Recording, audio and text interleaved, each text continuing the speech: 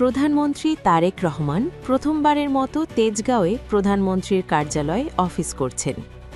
২১ ফেব্রুয়ারি শনিবার সকাল 10টা 10 মিনিটে প্রধানমন্ত্রীর কার্যালয়ে এলে তাকে স্বাগত জানান কার্যালয়ে মুখ্য সচিব ABM আব্দুস সাত্তার ও অতিরিক্ত প্রেস সচিব আতিকুর রহমান রুমন।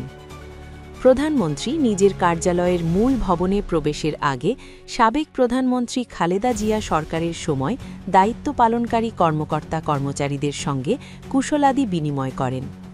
প্রধানমন্ত্রী তারেক রহমান কার্যালয়ের পুরনো অনেক কর্মকর্তা ও কর্মচারীর নাম ধরে কাছে ডেকে কথা বলেন।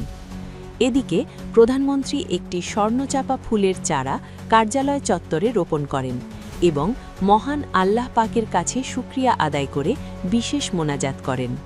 এ সময় প্রধানমন্ত্রীর প্রতিরক্ষা উপদেষ্টা brigadier general doctor AKM Shamsul Islam সহ অন্যান্য কর্মকর্তারা উপস্থিত ছিলেন। এরপর প্রধানমন্ত্রী তারেক রহমান মহান শহীদ দিবস ও আন্তর্জাতিক মাতৃভাষা দিবস 2026 উপলক্ষে ডাক টিকিট উন্মোচন করেন।